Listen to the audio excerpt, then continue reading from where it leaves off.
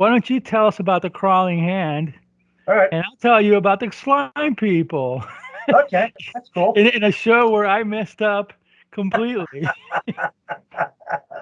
That's all right. I took copious notes. Copious notes. Yes, and a lot. Okay, so today's going to be an interesting show. Me being like under the weather, told Roddy to watch The Crawling Hand, and I being like, out of it, ended up watching The Slime People. So we're going to do a double mini review for you. Roddy's going to take it away with The The Crawling Crawling, Hand. 1963, starring Peter Breck, who was on the Big Valley, Big right? Valley, yeah. And Kent Taylor, who's been in a lot of, Boston Blackie. yeah, he was Boston Blackie, and And he was in a he's lot of been a those, lot of B movies and he stuff. was in a lot of those Al Adamson classics in the Yeah. 60s. And also Alan Hale, the skipper from Gilligan's Island, as the sheriff. Oh, yeah, I forgot about him. And Allison Hayes, who Oh, the great Allison Hayes. played a secretary, but you didn't really see her much. She Huh. was sort of,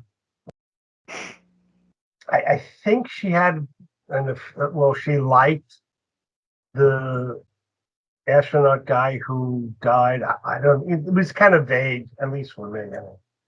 So anyway, the movie starts. Is that the one that starts off with like a spaceship?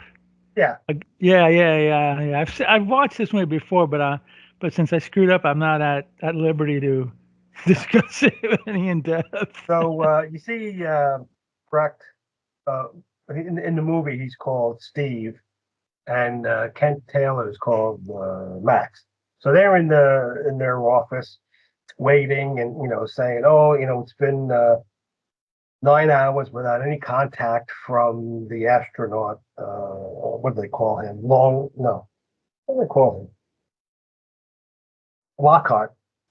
And then he Steve says, "Well, let's put a countdown for how much oxygen he has left." So then you in the background you're hearing the countdown going, and then the secretary Alice May, she's all kind of nervous and stuff. So I think she had some kind of budding relationship with Lockhart, and then the press calls, and Steve's like, "Oh, no comment, no comment." And everyone is edgy. They go out to the director of the space program, and he's all pissy. The guy's not. Obviously, we sent off two astronauts, and they both seem to die. So we're going ahead with a mission for four astronauts because the loneliness of space is what's causing the what caused the two astronauts to you know die or something because they don't know really what happened to them. And they're arguing, and the director wants to do put all four astronauts up at once. Those are the remaining astronauts, and Steve is against it and stuff.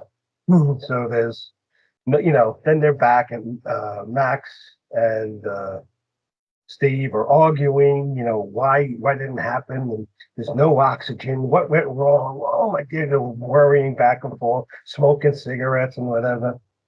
And then suddenly they hear the astronaut Lockhart says, "Do you read me? Do you read me?" So they go, "Lockhart, uh, what's the matter?" And Lockhart's got like a white face, and around his eyes are all black. And he's like, "Kill, kill, press the red button, kill." They're like, "What's the matter, Steve? How could you survive without oxygen?" "Kill, kill, press the red button." And it's like, "Well, you press the red button." "Won't let me kill." So then he's going on and on.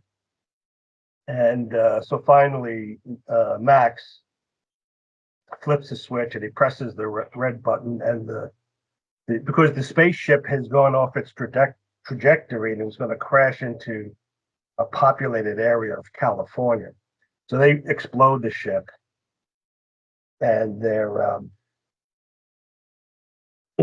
were like wondering, how did he stay alive? It's been like 20 minutes with no oxygen. How could he stay alive? And they're wondering and stuff. And then Max goes, Well, we have this rat here that we sent up in the pre-orbital stuff, and when it came back, all it wanted to do was attack and kill the other rats. We have to keep it separate. So maybe in the upper atmospheres, if you have all the chemicals like oxygen and nitrogen and whatever, and plus the cosmic radiation, maybe that creates life that can evolve in hours, if not minutes, and stuff. And maybe that rapid life force is what infected Lockhart and stuff. And so they're pondering and wondering, and then it switches to a malt shop, and the girls are two girls are talking, and you have the manager like pops, and he's like no, the music's playing. He's like no dancing, and no, the girl has her grandfather is a medical scientist at the university that all the kids go to, and she has rats there, and he's like no rats, no dancing, and so he keeps saying, eat, drink, and be merry because tomorrow you're gonna die, and he's all crotchety and cranky, and no one's really listening to him. So then the two girls are talking about Marta. That is the one girl. She's an exchange student from Sweden who's coming over to visit her grandfather, who's the head medical. Siri Stefan is her name. The Yes, actress's name. yes, and uh, her grandfather's the head of the medical unit of the university, and they're talking about how she hooked her boyfriend Paul, who's dreamy and a lone wolf and stuff. So he pulls up. He comes in and he's all swagger and you know cocky and stuff. And he's like, "Come on, finish your milk. We're gonna go to we're gonna go swimming." He says, "Oh, I don't have my swimsuit. We'll have to stop back at my house." He's all like, ugh, like, oh, okay. So they pull up to his house just as the girl's grandfather comes. And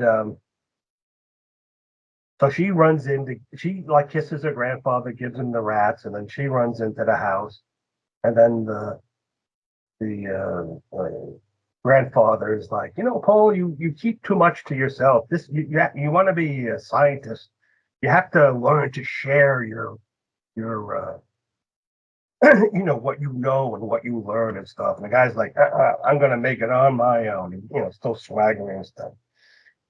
So they're at the beach and they're romping around, playing, and kissing, and talking goofy stuff. And that's where you find out she's an exchange student. She's only going to be there a year, and she is going to go back. And he's like, "Yeah, but if you go back, you won't be able to see me. Why don't you stay? Well, maybe we'll get married and stuff." So they're frolicking and go swimming and joking around, and then they're sort of play wrestling. She falls, and then she sees an arm in a spacesuit sleeve on the beach. So she screams and, "Oh, take me away!" And Paul is all interested. He's all curious about it. And he wants to look at it and examine it. And she's like, "No, no, take me away." So This would be the crawling hand. yeah, this will be the crawling hand. Okay. So then he drops her off, and then he goes on where he lives. He's rooming in some lady's house, and he sort of sneaks in and stuff, and he's looking at some old papers, and he's reading about an astronaut, the first astronaut who went up into space and disappeared. So the landlady, she's there. She's like, "Freeze," because she's got an old gun on him, and he's like, "Whoa, whoa, it's me, Mrs. Hotchkiss," or something like that. And so she's like, "Oh, it's a good thing I didn't shoot first and ask questions later." And stuff. So then, she's like, "You want some dinner?" She's like, "No, no, I'm going to bed early." So then he goes upstairs and he rips off the shower curtain of his shower. And he goes back to the beach looking for the hand. And as he's searching around, you see the hand in the foreground, and you see the fingers starting to move.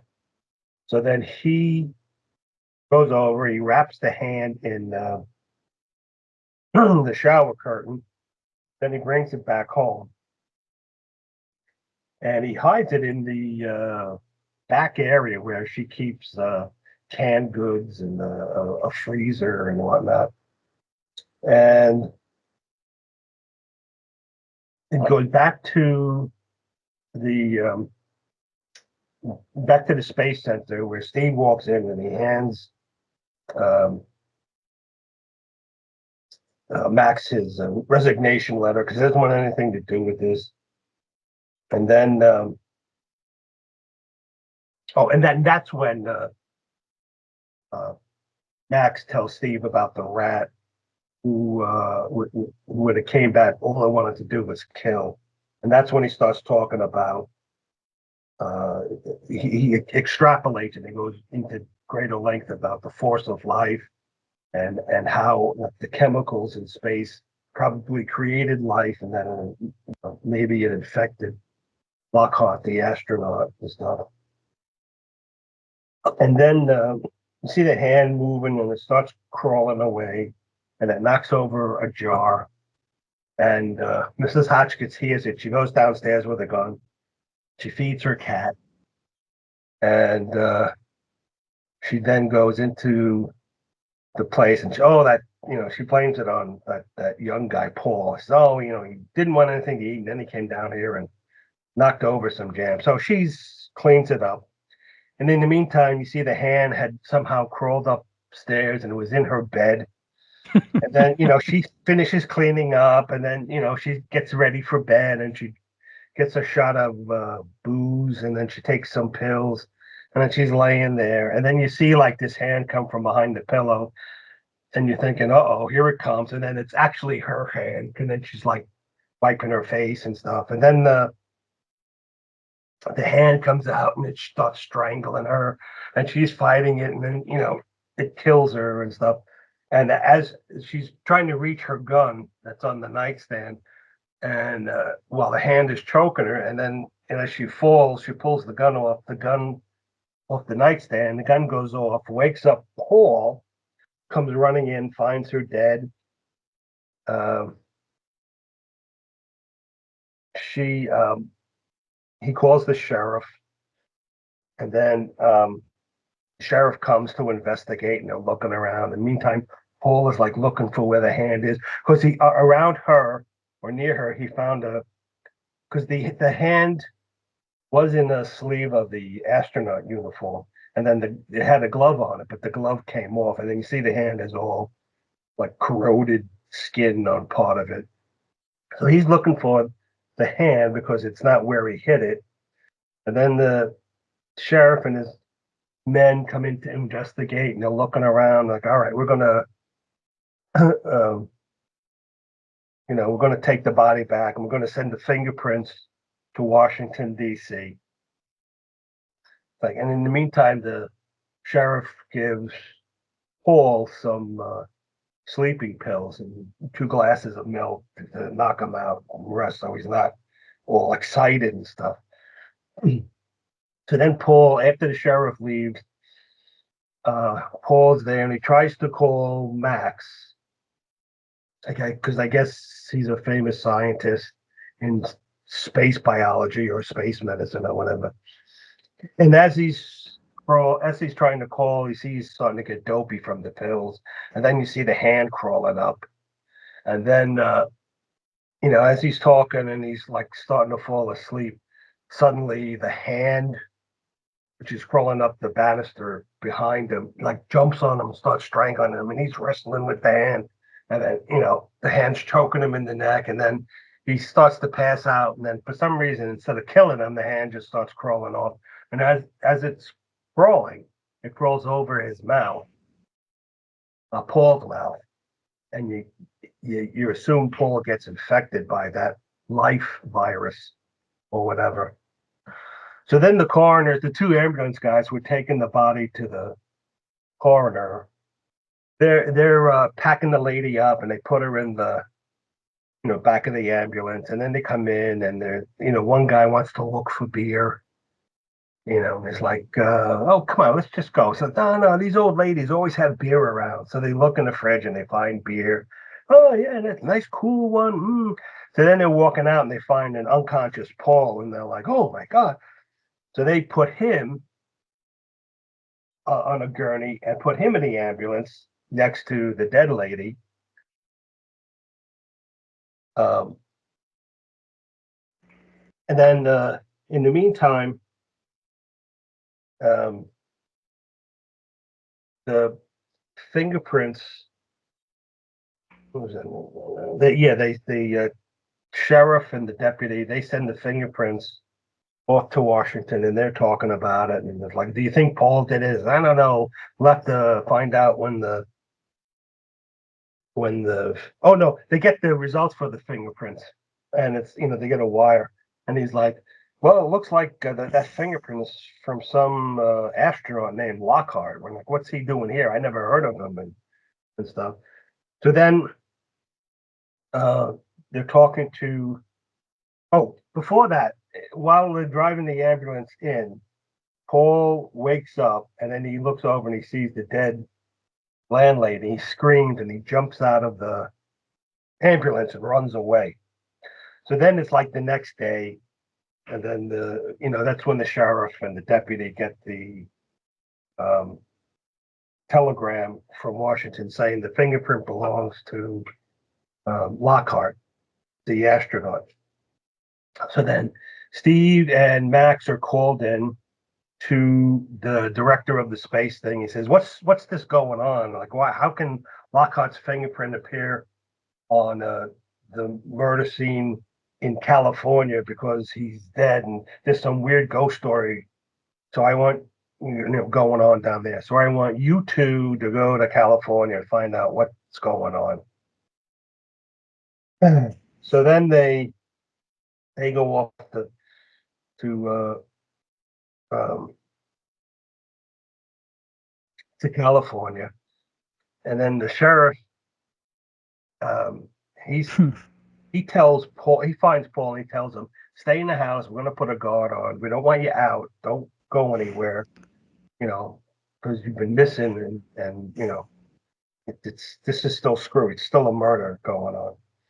So then Paul goes upstairs and he tries to record his voice and tell the events of what happened, and he wants to leave it to Marta and her grandfather so that they know what's going on. But suddenly, he feels like he's in agony and pain, and then you look up and his eyes are black and his face is white like the astronaut, and then he takes the tape recorder and he throws it down. He starts breaking it and stepping on it to break it, and then you see that he looks in the mirror and you see him all dark eyes and white face and stuff. The Steve and Max, they get there, they meet the sheriff. He wants to know, like, what's going on, and they're trying to be cagey, like, well, not tell him. And he's like, he doesn't know Lockhart is dead. And like nobody knows Lockhart is dead because they haven't told the press yet. So he's like, "What's your astronaut doing here in California?" I'm like, well, we're here to find out and see if it's really him and stuff. So they go to look for Paul, and the deputy who's guarding the house says, "Well, you can't go in. Nobody's allowed in or out." So they go around the back. Well, first you see Paul puts up a sign, and because he looks out and he sees them, and he recognizes Max, the space medical doctor, whatever he is, and he writes a sign that says, "Come around the back." So they go around the back, and then Paul throws them a note saying, "Come back tonight, and the door will be open." So they get into the car, and then they drive away from the back, and the deputy hears them, so he goes around the back to look at them and try to catch them. And while he's away from the front door, Marta, the girlfriend, comes up. She walks right in, And she starts talking to Paul, and he's like, "Get away from here! Get out of here! Stay away!" Because he knows something's wrong. And and she's like, "But Paul, what's going on? I'm here to help you. Blah blah blah." And then the deputy comes back to the front, catches her, and chases her out. And Paul is saying, "Keep her away." He looks normal now. He doesn't have the black eyes and the white face. And then Steve and Max go to the funeral home where the dead body of the landlady is, and they convince the guy that they're relatives. So, and can we see the body? So the funeral director takes him to see the body, and Max pulls out some weird radiation detector and says, "Oh, there's radiation all over this lady." And Steve's like, "Well, then I guess Lockhart was here." And then it's nighttime, and Steve and Max, they sneak back into the house, and the back door is open, like Paul said it would be. And they're checking for radiation. And they see there's radiation here. It's on the shelf, and oh, it's going up the wall. Oh, it's on the ceiling. What's going on? And then as they turn around, there's Paul there, black eyes, white face, and he attacks them and fights them. And then he escapes out the door. In the meantime, after he escapes, the deputy runs in, and he's like, "What are you doing in the house? Come on, I'm gonna." I don't know if he takes him down. He takes. I think he takes him to the sheriff. And then you see Paul. He's walking around, and he passes by the soda shop with the old guy who was there in the beginning, and the one that was telling everybody no dancing, no rats and stuff. And Paul goes in, he starts strangling him, and then suddenly something stops him, and then he looks normal again, and he's like So horrified. he's under the control of the hand. He's under the control. Yeah, he's under the control of the hand. I guess because when the hand crossed his, that's what I assume. When the hand crossed his mouth, some of the life energy, vital life energy or force or whatever, infected him. So then, he doesn't kill Pops, the old guy, but he's horrified at what he does. So he like runs away. And then you see the two girls who were in the soda shop in the beginning. They're Well, one is trying to study, the friend, and she goes to Marta, and she's like, "Hey, Marta, come on, we got to study. We got a test tomorrow." And Marta's like, "Oh, I'm worried about Paul. It's not like him, and I want to help him and stuff." So then Grandpa comes in. He's like, "Oh, you two girls have been studying hard. You need a snack. You need a rest." And Marta's like, "Oh, I'm not hungry and stuff." And then so the girlfriend goes out. The friend goes with Grandpa to get some snacks. So then Marta's there alone, and then Paul, he's knocking on the window, and she opens the window. Marta opens the window, and he goes, "I'm leaving. I just wanted to say goodbye to you." And she's like, "No, no, I want to help you. I want to, make sure you're okay, and I'll be with you, and I want to get married to you and stuff." And suddenly Paul gets, the black eyes and the white face again. He starts strangling her, and she, she screams and stuff. And then Paul jumps, but he doesn't kill her, but he jumps out the window and runs away. And then the cops pull up because they were the attack was reported, and they have Steve and Max in the back of the car. And he's like, I should put you in jail for trying to tamper with this investigation stuff. So they all go in, and it's like um, they're talking. It was like, Paul attacked you. Yeah, it was Paul, but it wasn't him. It was something else going on. So Paul goes back to the house, and he's looking, and he finds the hand, and he wraps it up in a blanket, and he puts it in the trunk of his car, and then he drives away. And then the cops, they pull up to Paul's house, and they're looking for Paul, and then they hear that Paul was spotted driving, down near the outskirts of town. So they get in and they drive away to go get Paul. So while Paul's driving, the hand finds a way to go get it out from the trunk and into the car, and it attacks him. And Paul's driving and trying to fight off the attack, and he ends up in a like a garbage dump or something. And he's running. I don't know. He's running with the hand, and he trips and falls, and then the hand escapes. And he's looking around for the hand, and the cops arrive, and he's standing there, and he's um, fighting with the hand. You know, he's looking for the hand, and the hand's there, and he's fighting with it. He breaks a bottle, and it's attacking it. And then you see cats in the dump; they're fighting each other. And then the cops, he's like stabbing the hand, and then the cops come, and they're like, "Paul, you have to put the bottle down, you know, because it's got a broken bottle." So, and you see Paul sort of like out of it, and he's not, he's like fuzzy, he doesn't know where he is or what's going on. And then in the meantime, you see these cats, they're attacking the hand and they're eating it and pulling it apart and stuff. And then I guess the hand dies, which releases Paul, and he faints down. So they say, let's get him to a hospital. And then you know, they Steve finds the hand, and then they wrap it up. They put it in a box and says, "We're going to ship that back to Washington." And then Paul's in the hospital. He's okay, and Martha's there, and she's all lovey-dovey. And so they're like, "Well, that box," and the sheriff's like, "We know what to do with that thing." It's like, "Oh, it's back to Washington now. Good, as long as it's out of my jurisdiction." So then the two ambulance guys who you saw from the earlier part of the movie, he's like, "Hey, you want to know what's in that box?" "No, I don't." "Yeah, let's go look." "No, I don't want to see. I got the key." "No, don't open it. Could be dangerous." "What? What is it going to do? Jump out and bite you?" So the one guy, he opens the box up, and the box is empty. The end. Ah! Yeah, I was reading about this movie. Oh boy.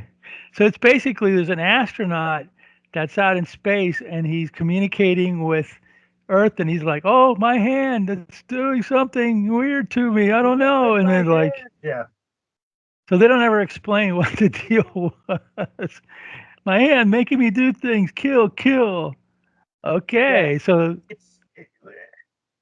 From watching it, my impression was he went into outer space, and because of the radioactivity and the cosmic rays, any oxygen, and we also send up bacteria and microorganisms within the capsule.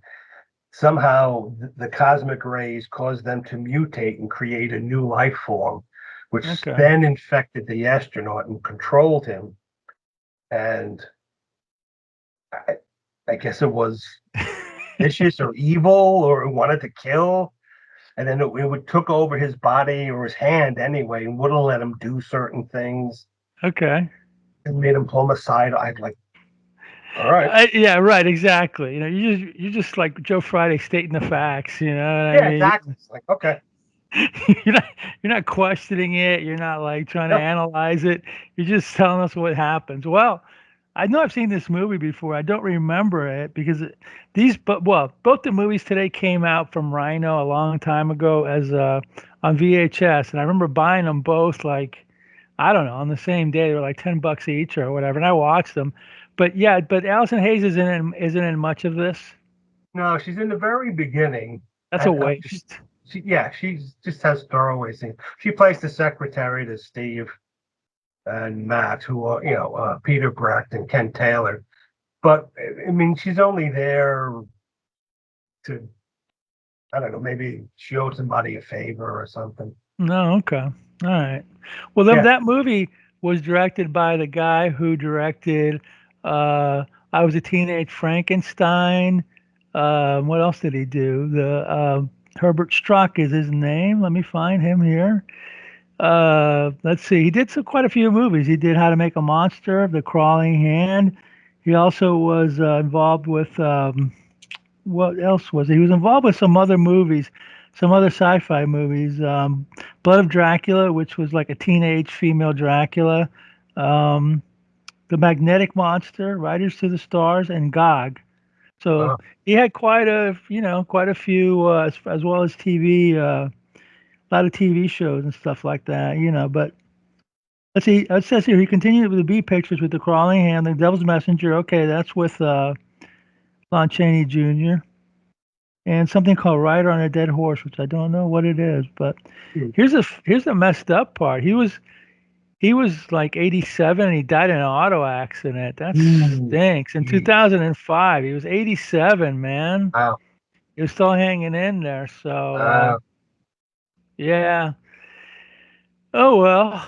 I'm gonna watch it. I'm gonna watch it this week, and maybe I'll do a little talk about it too next time. But yeah. It was a good movie. It was Was it good? fun. Really? Was it good? Was it entertaining? It was entertaining. It was fast moving, not too Okay. much wasted, padding or scenery and stuff. It didn't explain much, but usually when you go to those movies, Yeah. if you buy the Right. premise, it's fun. If you don't think too deeply about this, then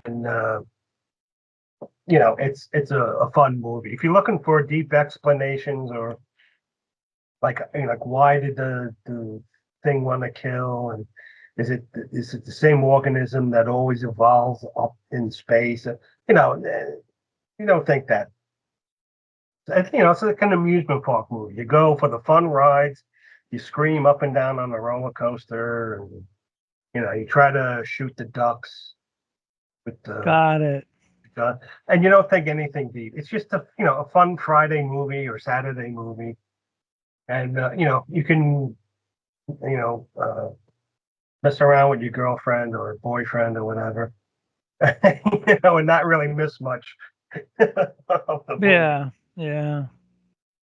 All Yeah, right. so it's a fun movie. As long as you thought it was fun, I'll watch it. Yeah. Now the Slime People, I guess it could be considered fun, but it's a stupid movie. Okay. Yeah. It was starring and directed by Robert Hutton, who has a lot of credits, including I'll just give his B movie credits: Colossus of New York, Invisible Invaders, The Oh, Slime People, The Vulture, They Came from Beyond Space. He was in a Bond movie, You Only Live Twice. He was in Torture Garden, which is a anthology. He was in Cry of the Banshee, which was like supposedly based on Edgar Allan Poe AIP movie, but he's not. He was in Trog. He was in Tales from the Crypt. So quite the, as well as I mean, he started his career in '43, so he's has quite the, oh the yeah, I remember him. Yeah, he was in some. Wasn't he something about aliens and you have to wear special I glasses? think they came from Beyond Space, isn't it? Yeah, something like. Yeah, yeah, yeah, Which is a British movie, but yeah. I remember seeing him in a lot of British movies. Well, some British movies, I should say. anyway, he's the star and the director, and he should be ashamed. Well, I should. It's just a stupid movie. Apparently, this movie is infamous for its extensive use of fog machines, which is true. With the fog becoming so thick towards the end that it virtually is impossible to see any of the actors. Yeah, kind of, sort of. The fog is basically like created by these underground dwellers who are moving above ground because underground atomic testing is like messing them up, and they want to live somewhere, so they're moving up, and basically they come out of the ground, out of caves or whatever in the town in California, and they created this big fog which solidifies and basically traps everybody there so the army can't come in. And it's also lowering the temperature because they need the temperature to be a certain level so they can go above, at night and during the day. So, okay. So there's like they look kind of like the creature from the Black Lagoon, but more stupid, and basically they spear people because at the beginning you see a guy speared on the beach and you're like, okay. And then the next scene is Robert Hutton. He's flying in a plane, and he's having problems. And he sees a the and he sees like some kind of fog around or whatever, but he's able to land. He's able to land, and he goes into town, and he's just nobody around, So he runs into a professor with two, hot teenage daughters, which Robert Hutton later on becomes inappropriate with because he's like a 45-year-old and she's like a teenager. He gives her a nice big kiss too. That's Susan Hart from AIP movies, like the bikini. What was it called? For beach party movies. Let's just say beach party movies. Tremendous body on this woman. Not kind of hidden in this movie, but when she did the beach party, she was the ghost in the invisible bikini. And Dr. Goldfoot and the Girl Bombs, or Dr. Goldfoot and the Bikini Machine, amazing looking woman or whatever. She ended up marrying James Nicholson, who was one of the heads of AIP, and she was a trophy wife, and it caused the other guy from AIP, Arkoff, the business guy, to kind of like get mad at him, and it kind of broke up their relationship, and AIP kind of became Arkoff, and Nicholson went off and started his own company, and then he passed away. So, and apparently this Susan Hart now controls some AIP movies which aren't available now, including the Colossal Man, because for some reason she's looking for big money or whatever. I don't know. There's some AIP movies that have been out on DVD and Blu-ray, the Arkoff ones that are out, but she controls some. And anyway, it's a big mess or whatever. So she's one of the daughters, and so anyway, the professor shows up, and Robert Hutton's like, "What's going on here?" And it's like the town looks like evacuated, and the professor said, "Yeah, we've got an invasion of slime people." Okay. So what are the slime people? Well, I explained before. It was some underground dwellers that came up to the ground, and now they want to take over. And somehow or another, like I said, they built this, like out of fog, they built this huge dome. I don't know, around LA or something like that. So as they're driving around the city, they find dead people. They find cars crashed, the whole 9 yards. So, they find, they go into a building, and it turns out this building is like some kind of a TV studio or something, or movie studio. Anyway, they want to find out about what this deal is. So the professor goes, "Oh yeah, go in the back, and there's like some film cans, and they should explain it to you." So it's so weird, bizarre. So basically, okay. So Robert Hutton goes in, puts in the film, and explains. They explain all what I said before about the slime people from the underground coming because of nuclear testing. They built a dome, blah blah blah or whatever, So they're watching this movie or newsreel or whatever you want to call it about the slime people, and all of a sudden like two drunks come in, and like they start like fighting or something, and then they go into another room or whatever, and then you see the slime, one of the slime guys come from underground, and they hide in a building, and then they meet a soldier. That's the other guy that shows up, the soldier guy. He's a younger guy. So you got a soldier guy with a one daughter, and you got Robert Hutton hitting on the other daughter. I don't blame him. Okay, I don't know what to tell you. So they hide in the building, and the monsters try to get in, and they kill one of the looters or whatever, and then they go, and within the building they see, I guess it was a TV studio. They find like a camera, and they try to broadcast. They try to set up the camera and broadcast to the outer outside of LA or whatever. I think it was LA. Hey, we're stuck in here, but apparently the army can't get in because the Right. dome is not allowing them to get in. So they whatchamacallit, they talk about the fog dome and all that. And then at this point, now you're setting up relationships. The soldier boy and the one daughter is getting lovey dovey. And, okay. And then the next morning they go out looking for supplies. And, and then they're trying to get food or whatever, and they can't find anything. And then it cuts back to the inside, and then that Robert Hutton is like sitting there while the daughter's like going through the pantry, and he goes, "Hey," and he walks over and starts talking. He gives her a big kiss, and I'm like, "Already, dude?" And then the professor come in, and he kind of looks away, like, "Oh, okay. I guess I gotta let him. I guess I let. I guess I gotta let him mess around with my daughter." I guess I gotta let this 50-year-old guy mess around with my 20-year-old daughter, because I got no choice or whatever. So Okay. anyway, they're driving around looking for food, This is a bizarre part. They meet up with some guy. He's like a writer. Les Tremaine plays him. And Les Tremaine was best known for being Shazam, the guy who was in the in the trailer with Shazam. Remember the Shazam TV show on Saturday mornings? Did you ever see that? Captain Marvel, it was. You never saw that? No, I don't think I ever watched that. Was it a Okay. live Well, action? I guess basically, it it was a was live like, action. yeah, it was live action. Yeah. Anyway, that was one of it. He also did B movies and stuff like that. But this is the movie gets got even more bizarre. Okay, they go, oh, who's that guy over there? Oh, that's so and so. I forgot what his name was. He's the writer. He's a goofball. Don't even bother. And the people go, oh no, you got to get him. So Les Tremaine is walking around holding a goat.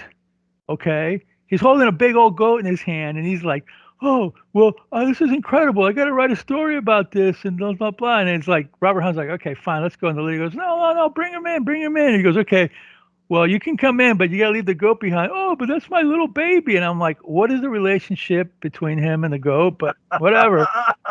That's best left unsaid. I don't understand. This guy's a total lunatic. Okay, so he becomes part of the group or whatever. So they're trying to find the fog wall. Okay, they can't find it. They don't know where it is. So that's a lot of the story is like they're trying to find out where these guys are at or whatever, and they're trying to they're trying to like basically the doctor says you got to get this in order to like free the town because if not they're just going to kill everybody but basically these monsters run around and they run around with spears, okay, and they can barely throw the spears, okay, and it's like I guess what they're doing is they're walking up to people and freaking them out and then spearing them to death but when Yeah, spearing them.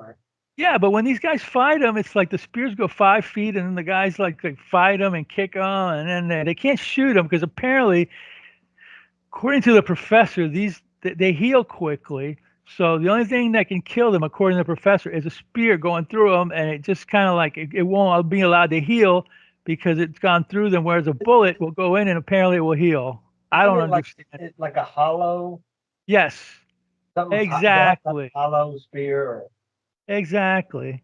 Yeah, yeah. So it's like they arrive at a house, and they what you call it.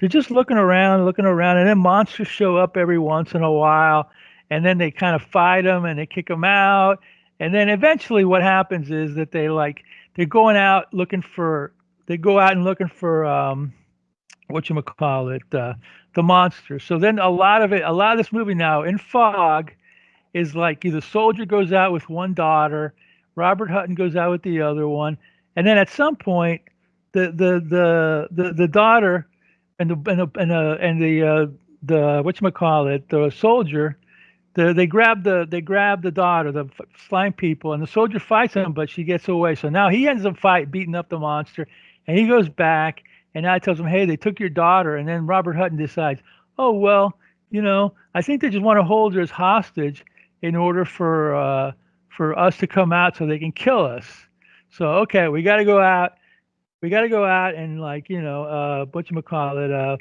get these guys so they're going out and they're constantly fighting the monsters and like I said that's when the professor goes well maybe we need salt because maybe we can break the wall with salt because some I don't know, some rigmarole apparently when he was flying over apparently the sea salt wasn't allowing the dome to cover it. I don't understand it. I'm just relaying the storyline or whatever. So, what you call it? Let me go to the next page. Oh, here we go. So anyway, oh God, the slime man shows up. They fight a lot, a lot. They fight a lot. They kick and Roberts. They do like flips and all this stuff or whatever. So basically they fight him, and then they find out where the girl is. She's in the cave and she's still alive, so they save her again, and then they fight another monster. And this is like what I said before. This through a haze of fog. I don't know. It's what do they call that? Screen. It's fake fog. It's like they just put a gauze over the screen or whatever. So I'm just going through this real quickly. I'm not going through every detail or whatever. So then, as they're so then they get her and they're driving back, and all of a sudden there are people still around that haven't been killed yet, but they're like, they're basically they're running around acting crazy, and they're also like pilfering food or whatever, because of course, it's like a madhouse or whatever. So they go out to the find the girl, and then at some point, what's his face, Les Tremaine decides he doesn't want to be anymore. So he wants to leave. So they let him go. Of course, inevitably he goes out. He goes, I'm going to go into this house. He sees somebody speared and then he gets killed. So that's it for him, because he's just like I don't know what the point of having him in this movie was. So they're Did the goat? fighting. Did he take What's the that? goat with him? No, the goat was, I don't know what happened to the goat. The goat was left behind. So basically, this movie is so stupid. So basically, they're running around, they're splitting up, they're going here, blah blah blah, and then like okay, I think I know Robert Housing. I think I'm going to go into this cave here after they kill a few monsters and look for the fog machine or whatever. Okay, great. So they're going around. Then finally, he goes, "Hey, look! I think that's the fog machine." Or the fog machine is like it looks like it's a pit with a balloon coming out of it, and it's like, oh, there's the fog machine. We're gonna throw salt in it? No. And he throws a spear, and the spear busts the fog machine. And as it busts the fog machine, all of a sudden the haze ends, and all the monsters are like dying off or whatever. Little by you see them like walking around, and it's like, oh, boom, boom, they fall down, they die out, and it's like, oh, great, oh my God, you saved us, Robert Hutton. And then you see the army coming in, and you're like, they're just standing there waiting, and all of a sudden a guy, a colonel or a sergeant or whatever, comes in a jeep, and he's like, oh, who did you guys actually destroy these people? Yeah, how'd you do it? Oh, this fog machine. Oh, well, shake my hand, Professor. I'm going to take you to the government, and we're gonna, you're gonna explain everything to us. You're like a hero. And I'm going, oh, okay. So they all jump in the, they all jump in the jeep. The end. I was gonna go little by little by little, but it's like it's such a goofball movie that it's not even, it's not even. Look, I'll tell you, it's black and white. Hmm. It's cheap. Apparently, from what I read here, some of the people didn't get paid for this movie. Wow. Uh, the movie was shot for 80,000, but the most of the money went to the costumes of the of the slime people. And basically, some of the actors didn't get paid. He says here in an interview with Hutton, he said neither he nor the stuntman were paid for their work in the film. At the slime people's costume cost half the film's budget. So, I don't think Susan Hart got paid. That's the way it goes. That's showbiz, as they say, or whatever. But you know what? I mean, if you want some dumb laughs or whatever, they can, you can watch it. I guess it's only 77 minutes. Here's the thing: the professor figured out that not only you're supposed to kill them with their spear, but you have to take the tip off the spear. Yeah, because it was hollow, and for some reason, the Did you see hollow. this? Did you see this I before? saw this when I was like 9 years You old. remember this, And don't you? I remember this because at the time it looked cool on my old tube television that needed like a few minutes to warm up before the picture would come up. And the black and white quality was the quality of the tubes the television tubes back then were not great. And so it looked cool. And the thought of I liked the design of the costumes and the slime Yeah, the people. monsters were okay. And back then, that's all if they had a good looking monster, the That's all story, you cared about. You're exactly right. It's a cool monster. They're kind of clunky. yeah. They're But strong, but these guys can knock them around easy, because they're yeah, clunky. they're clunky and slow moving. The only thing they had going for them is that if you shot them or stabbed them or whatever, they Shooting healed. them didn't work. Yeah, and You got to spear them. you had to punch a hole through them Yeah.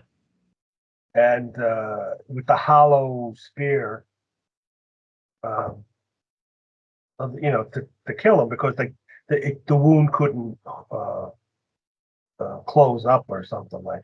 It made sense to me back then. And when you're a dopey kid and you read comic books and Exactly right. No, it's a comic book it's movie, a but I comic book laughed so movie. much, Yeah, you know? it's fun now watching it because it's so dopey and silly.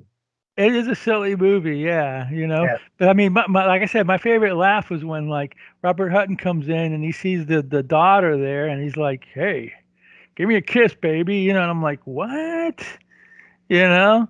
He looked like Kent Taylor, and she looked like freaking Annette Funicello or something. I'm yeah, like, dude, man, wow, nice job, nice good yeah. Well, move on your part. you see that a lot in older movies. The guy is like 40, virgin on 50, and Yeah, his girlfriend or love interest is like in her 20s. I know.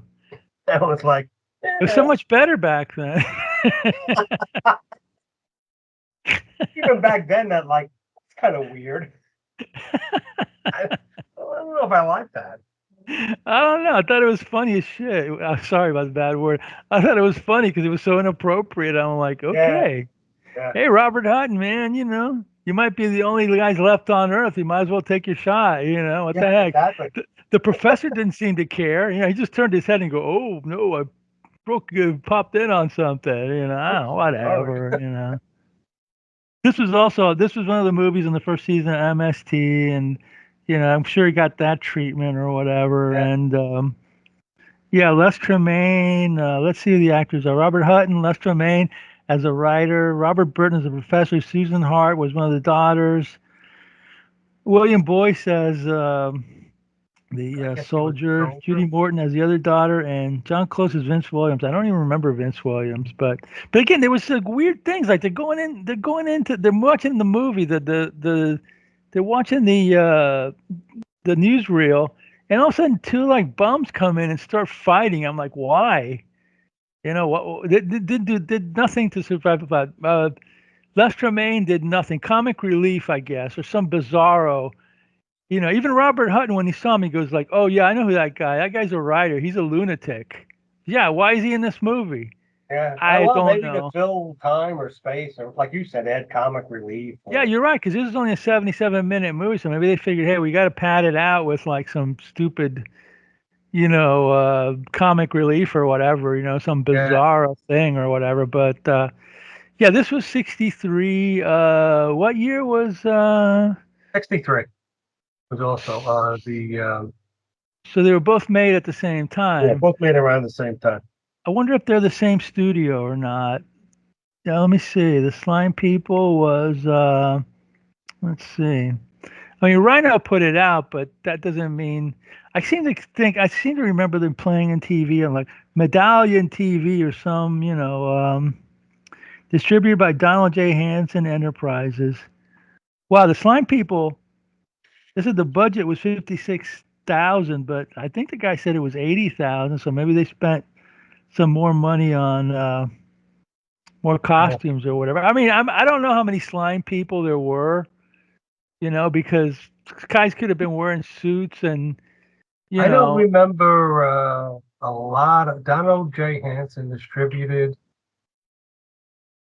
let's see, the Uh, crawling hand is they were distributed by both same by company, Donald Hansen. Yeah, same company. Yeah, that's why they were both released at the same. They probably were a double feature. yeah, in some places. Yeah, I Yeah. don't remember seeing a lot of slime people at once. Towards the end of the movie, you saw two or three walking together. Right. So maybe that's all the costumes they had, two or Yeah, three. they had three costumes. That's what I was thinking. They had three costumes, but they made it look like there was a lot more of them because they kept fighting them, and then another one would pop out, and Right. and it was like, oh, there's a bunch of them. Well, nah, I can't. I tell you, this is a reference that maybe you'll get or maybe you won't, but some people will. And the reason I put this together is it reminded me of it in the band Genesis when they did the Lamb Lies Down on Broadway. there was a character that Peter Gabriel portrayed on stage was called the Slipper Man, and it was more bizarro than the Slime People, but it was in the same it was the same ballpark or whatever. I was like, oh look, there's a Slipper Man or whatever, But anyway, yeah, it's like you said, if you want a dumb, fun kids horror movie with monsters, the Slime People, only 77 minutes. It's on YouTube. It's You know, fun. it's not bad. I mean, it's bad, but it's fun. Yeah. Now, The Crawling Hand, is it fun? Is it not It's bad? fun. The story's a little. I can't even say that because they don't really explain a lot. But there's less. Um, It's a longer movie too, from what I yeah, see there's less here. empty space or stuff in it. Um, everything sort of follows each other, and so the story's a little more thought out.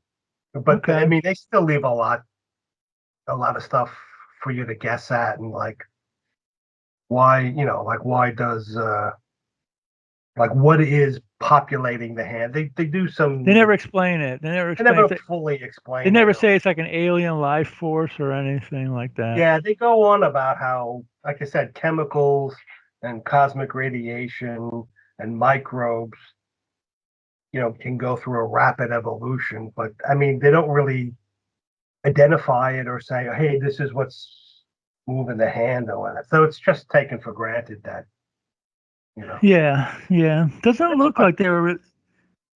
Doesn't It's a look fun movie. like.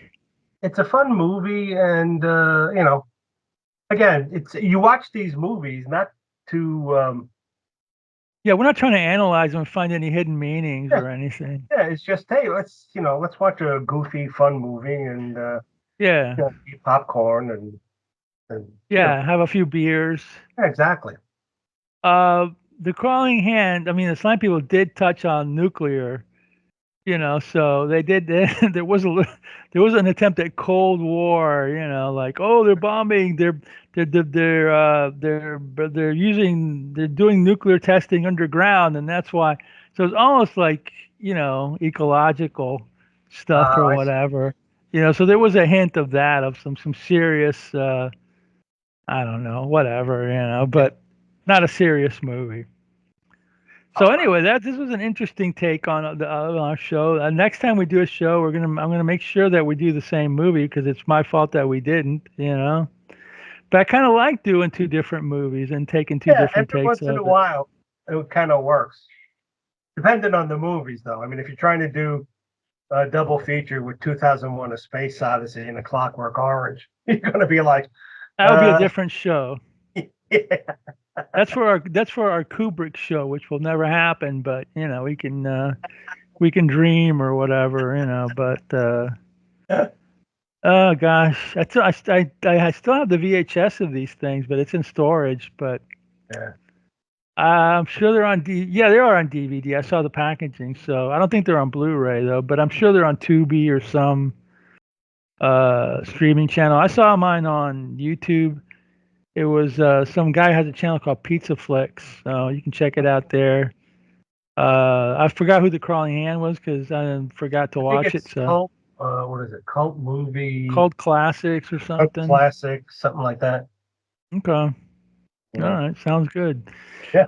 Well, that's our double feature today of the Crawling Hand and the Slime People. Tell us what you think. You know, Yeah. Let us know. subscribe, ring the bell, do all that stuff that YouTube people tell Yeah. Blah, you. blah, blah. Yeah. We'll have a Patreon and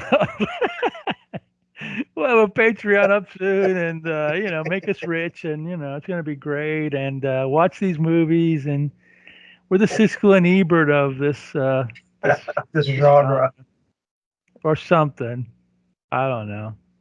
All right, that's it for today. But in the meantime, Roddy, while we're gone, In the meantime, watch more B movies.